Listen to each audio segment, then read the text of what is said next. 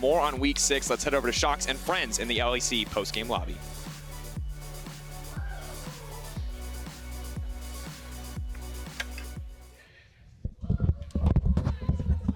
That was a banging cast. That was... Of the spring split. I'm Sjokz here with Araneae and Vedius. You know what? I failed my prediction. I don't even care. We didn't know, did we? Let's go. Don't like. That was an easy rub one. My face we'll soon be joined by Broxah as well, but oof, can I just get the first kind of thoughts about that game? That was some craziness. Tom Kitch stole a freaking Baron, an Elder Dragon. Sorry. I mean, I can't describe what I saw from this game. There was so many messy moments. There was... No, let's start early game, though, because early game, really good for Fnatic. It was, because all you did was praise Broxah, like the fact that he 3-camped the Elise, the fact that they alleviated pressure from Nemesis, made it harder to actually set up plays onto him. I really liked the early game from Fnatic. I feel like it was just in the mid game, we were talking a lot of like, they need to do something, they need to do something, they need to do something. And because they didn't, that's when Vitality kept finding these picks, kept finding these plays. And I feel like Fnatic just slowed down a little too much. Yeah, at some point what you have to do versus Vitality, because they always split push, they always have Yisuke on a side, you're split pushing, you should try to group and sit. And having Zoe is perfect for that, because if you find one bubble, you can kill instantly one guy. The problem was Tankens was denying a bit that, and at the same time, they were not grouping enough. So every single time they were grouping, they were like 4 guys, as will Arrow, and if Fizz will move earlier, they will get a pick before Fnatic can do anything. So it was kind of messy. Still, we find some good picks, like we're seeing right now on the screens, but I think Fnatic should have played more clean game around all together, being as a team. I mean, I agree, but I think that's just one of the side effects of playing Vitality. And we've said this time and time again. They pull you into their chaos, and that is exactly why I think this is such an important and significant win for Fnatic and their development. Because even if they were in that chaos, in the end it's Nemesis that gets that final hit on the guy that goes down, and they win the game. So I feel like they really leveled up throughout this whole weekend and in this game, even though this was messy. Do you guys agree, or do you think you need to see more? I think we need to see a bit more, but for sure, if we will have this game at the start of the split, you will know that Fnatic is gonna lose. Because at the start of the split, when Fnatic was equal to someone and they fight 5v5, you know the players will not have trust in each other and they will not know what they do. And this game was a perfect example that Fnatic is evolving, Fnatic is learning, and right now on an equal matchup or an equal score, they actually came ahead. Yeah, it's absolutely crazy. We'll hear from Broxah, of course, firsthand if they were calm and collected in the comms. I do have to say, usually our analysts are supposed to be unbiased that we have here on the show. Oh my gosh, the whole time during those last fights, you went like, Fnatic has this, Fnatic has this, Fnatic has this. So no, yeah, you're happy about your guys winning. I mean, every single time Vitality was doing something good, we are also praising Vitality. Of course, yeah, we were very enthusiastic. I mean, I think you're excused because, you know, you were, of course, part of the organization before. You know the guys very well. We're still waiting for Broxah. He's just arrived. He's going to get his mic, and then we're going to continue talking. In the meantime, though, I do want to pull up the standings, because with just 3 weeks left of the regular season, we're going to be gearing up for a thrilling fight in the race for playoffs. Already getting that hashtag every game counts ready. I know. Guys, if you have something better than that, because actually, no, we can do that again. It might Of course be the we can, because every single game will count next week, Sjokz. Like, look at these standings. Yes, wow, you are so excited. So, at the beginning of the split, I thought that I was not expecting this to play out. I was expecting like Fnatic, Vitality, G2 to be at the top, and there'd be like a clear top of the pack, clear middle of the pack, and then a clear bottom of the pack, right? However, what we've got this split is G2 is by far and away the best team, but teams are getting better and challenging them. And then everyone else is just somewhere in the middle with Rogue and XL at the bottom. I'm going to stop you right there, because before we get Broxah in, we have statistically and mathematically, it's just a fact. Yes. G2 Esports has made it to playoffs. Woo! A big surprise to everyone. Apparently, especially to me. That's one of those. Shouldn't we have confetti as well? Yeah, that's one of those things that I hear. Nice. Yeah. So anyway, jokes aside, congrats. Oh, what did I do? No. Congratulations to G2 Esports for making it to the playoffs. And we make a bit of a joke of it, but I do think it's quite important if we look at the story of G2, the revamped roster that came into this split and really is hitting all their goals running. That was the first team to lock in for playoffs, and yeah, whose journey we're following with open eyes because they're crushing it. I feel that they are the most dominant team we've seen since 2015 Fnatic. You can debate for days whether they are more so or less so, but the reality is this is one of the most stacked rosters that Europe has ever produced, and expectations are extremely high moving forward for this roster. So the fact that they've already qualified, I feel, is expected for many, and I'm excited to see what they can do throughout the rest of I the am going to ask our guests now on the stage. Broxah, please join us. Hello. Hello. You know you also deserve some confetti for your very first 2-0 week, so you can consider it also. I appreciate that. So Broxah, first off, congratulations, your first 2-0 week in Euphoria. You talked about how exhausted you guys were, that it was quite hard, just the whole situation. Clearly, do you have your mojo back? I feel really, really good right now. But I feel good, but also stressed because there's so many 50-50 like elders, parents in this game, and as a jungler, I was really scared so many times. Yeah. I mean, it can happen. Like, time can skew is a lot of damage, so that's fine. It can happen, The worst part is I miss it when it's to a time can queue, and then when it's an actual 50-50, Yes, I actually landed. Yes, that was funny. It feels really nice. Yeah, of course, congratulations. Now, we were talking a bit about the game, and it looked chaotic. So what were the comms like, and how did you close it out in that decisive last fight then? Well, I feel like the game started pretty controlled, and everything was going well for us the first 20-25 minutes, and then at one point we were like, all right, guys, we need to force something here because we just need to make something happen. I'm not even sure what it was, but I think the main problem for us was that Jarvan was so strong and he was so hard to deal with. So we just wanted to try to force things when Jarvan wasn't near, and that ended up with us forcing a lot of crazy Drakes and Barons and just going for objectives when you could argue whether we should or not. Because I was going to ask, it was something I was talking about with Araneae, because we weren't entirely sure when the Yorick was locked in the draft. It was something you put in the first half, right? No, we locked it on 4-5, I believe. 4-5. Because the thing was they picked Jarvan 1-2, and we didn't know whether it was jungle or it's a flex pick, right? Yeah. So we 4-5 Yorick. Yeah, because the fact that you kept getting forced into team fights with the Yorick, I could definitely see was a difficult issue. Exactly. It was really tricky. And, while it started controlled, then at one point it was just like, whenever Brevo could move, we just wanted to force something. Yes. So I would say especially the last 10 minutes were really, really chaotic. 100%. I think the good part of Fnatic we come this week is that both games you played, you had an early game plan. You knew exactly what you wanted to do. This game, you triple buff him. You actually had an insane lead in the jungle, like 20 CS, one level ahead, something like that. So you were actually having a game plan. The problem what I saw this game is that mid to late game, you kind of lost the ideas of what to do, and there was a lot of scenarios of team fights where actually by mechanics you didn't pull your best. Because I remember the one in Baron that Reckless got hit by Arrow and Fizz ultimate with QSS up, that he can QSS both and just jump away, but he didn't in that time, and that team fight was a mess. Yeah, a lot of team fights were a bit of a mess. I think some of the objectives as well. But I feel like these is then one of those games when you do win them. I couldn't catch the reaction. I assume you were very happy and jumped up. These are the kind of games that you can use as a springboard, right? So how do you feel now about your level going forward when you look at this and you know what you have to do?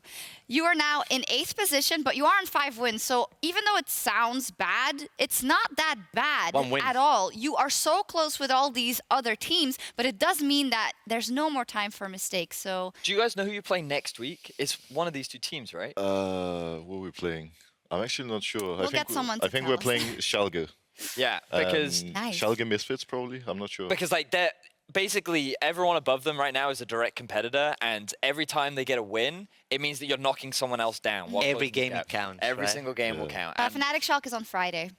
Fnatic Schalke on Friday. And based on Schalke's current performance and the fact that Fnatic's on the up and up, like it just results in a very tense next couple of weeks. Yeah, it does. I do believe we also have the reaction of Broxah after the win. So there we go.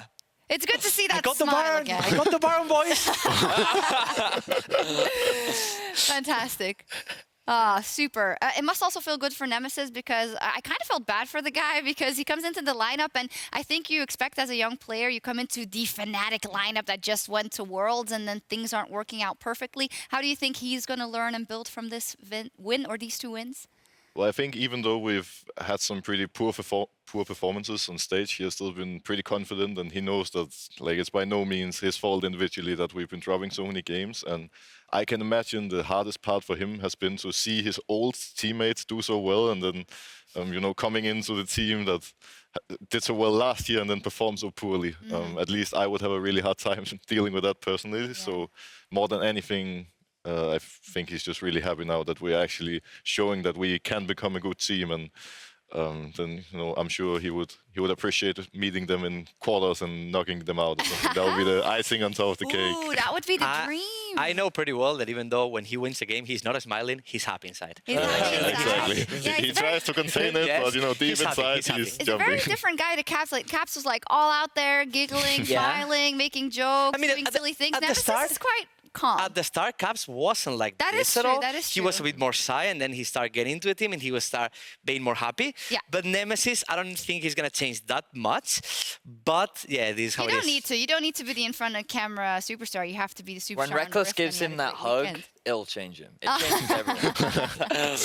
Alrighty. Well, speaking about Nemesis and his ex-teammates, let's take a look at the Kia Player of the Game leaderboard voted for by the LEC fans on Twitter.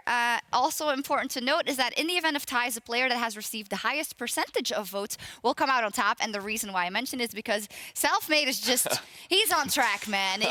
What do you make of that, of Selfmade as a jungler and how he's been playing on SK? I think he has been playing really, really well. I had some decently high expectations from him, from what I've seen in the Spanish league, as well as playing against him in solo queue. And I think his aggressive style is just really fitting with SK. And I also feel like you could really see that some of them have played together for a long time, because they just have really good synergy. They know how to play as a team. And I think that, combined with him being a good player individually, has really set him up for success. In this one, the player of the game for Fnatic versus Vitality was Nemesis with 41% of the votes. Broxah. Well, It was if he had smited both Elder and Baron, that would have been the other way around. I actually think like just because he got that Elder like licked away, he does not deserve to be in the player of the game. To be fair, I can respect that. But very nice for Nemesis that he gets his, I believe, first player of the game. One thing I want to ask you, Broxah, is yesterday we had Hussein here, Araneae, and Reckless, and we asked about kind of the G2 dominance and how they see that progressing. And I'm paraphrasing, but Araneae said, and the rest concurred, kind of, that the G2, it's not going to be like a bulldozer that is unstoppable, that there are chinks in the armor that they think teams are going to be able to fight against much better as time progresses. What's your vision on that? I kind of agree with that statement, because I feel like the main reason that G2 has done so well so far is just purely individual strength. And while they do sometimes show signs of really good team play, it's not like they just constantly play really well as a team. And most often they just play really aggressive on every lane, and then they just snowball off that. And obviously recently there's been a few games where they fell a bit behind, but still managed to grab the win in the end. But when I think of a team with really good team play, I don't really think of G2. My mind goes towards someone like maybe Sjokz instead, for example. Yeah. I agree. I think over the history, there's a lot of teams like SKT and teams like this who sign on their team play, on their macro, and playing together. But this is not something you've seen from D2. What you've seen from D2 is individually really strong players. I've been in the backstage talking with a lot of the players, and a lot of them says that they have the best individual player on every single role, or probably top 3 on every single role. So having that lineup stuck, I think it's why they're getting so many wins. But we've not yet seen a high level of macro team play from them. Yeah.